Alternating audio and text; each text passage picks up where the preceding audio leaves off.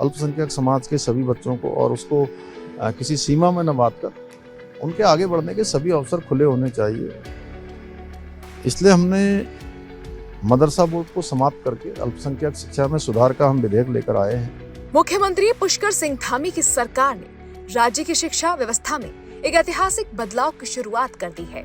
उत्तराखंड में अब मदरसा बोर्ड का अस्तित्व खत्म हो गया है और उसकी जगह एक नई और शक्तिशाली अथॉरिटी ने ले ली है। जी हाँ, धामी सरकार ने मदरसा बोर्ड को पूरी तरह खत्म करने के बाद अब राज्य अल्पसंख्यक शिक्षा प्राधिकरण यानी स्टेट माइनॉरिटी एजुकेशन अथॉरिटी का गठन कर दिया है।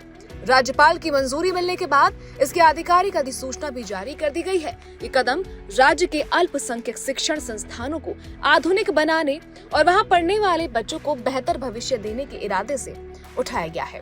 इसको लेकर मुख्यमंत्री पुष्कर सिंह धामी से एक्सक्लूसिव एबीपी न्यूज ने बातचीत की है, सुनिए। उत्तराखंड में मदरसा बोर्ड फिलहाल खत्म कर दिया गया है और उत्तराखंड देश का पहला ऐसा राज्य है जहां पर मदरसा बोर्ड खत्म करने के बाद एक प्राधिकरण बनाया गया है जिसमें तमाम अल्पसंख्यकों को जगह दी जाएगी। हमारे साथ बात करने के लिए मुख्यमंत्री पुष्कर सिंह धामी हैं। इस प्राधिकरण को बनाने का आखिर मकसद क्या है, जानते हैं उनसे।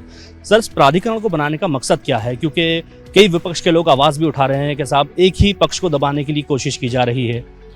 देखिए, सबको शिक्षा का अधिकार मिलना चाहिए और अल्पसंख्यक समाज के बच्चों को भी अच्छी शिक्षा मिलनी चाहिए, आधुनिक शिक्षा मिलनी चाहिए।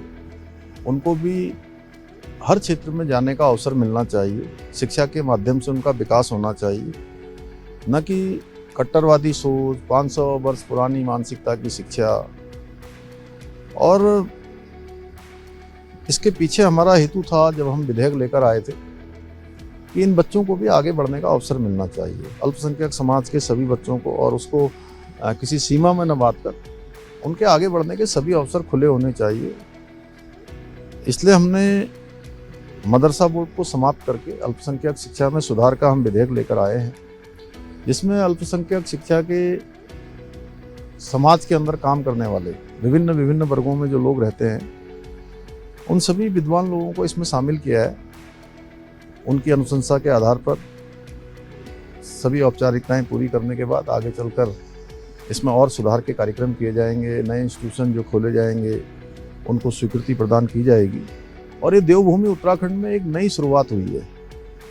मैं तो कहता हूँ, जैसे देवभूमि उत्तराखंड से यूसीसी की गंगा निकली, देश के अन्य राज्य भी उसका लाभ ले रहे हैं। इसी प्रकार से शिक्षा में सुधार का जो ये कानून हम लेकर आए हैं, विधेयक जो बना है, वो देश के अन्य राज्यों को भी इस दिशा में जरूर सोचना चाहिए और ये बहुत प्रभावी है। इससे देश को हमारे नए कर्णधार मिलेंगे, नए बच्चे मिलेंगे जो देश और समाज के काम आएंगे। सर, प्राधिकरण में पहले क्या था, लोग सोचते थे मदरसा केवल अल्पसंख्यकों के लिए। अब प्राधिकरण में जैन, बौद्ध, इन सब लोगों को जगह मिलेगी, तो एक नई विचार के साथ इसको आपने बनाया है। उसको चूंकि पहले बहुत सीमित था वो, अब इसका विस्तार किया गया है, इसको बढ़ाया गया है। इसमें मुस्लिम भी हैं, इसमें बौद्ध भी हैं, सिख भी हैं, ईसाई भी हैं, पारसी भी हैं, जैन भी हैं। सभी लोगों को, जो अल्पसंख्यक समाज के लोग हैं, उन सभी को इसके अंदर आकर इसके इंटीग्रेटेड किया गया है और सभी को इसका लाभ मिलेगा। उनके बच्चों को, उनके समाज को आगे बढ़ने का अवसर मिलेगा। ये बहुत एक नई पहल है। धन्यवाद। हमारे साथ बात करने के लिए मुख्यमंत्री पुष्कर सिंह धामी थे, जिन्होंने बताया कि इस प्राधिकरण को बनाने का मकसद केवल इतना है कि तमाम समाज के लोगों को अच्छी शिक्षा मिले, चाहे वो मुस्लिम हो, जैन हो, बौद्ध हो, ईसाई हो।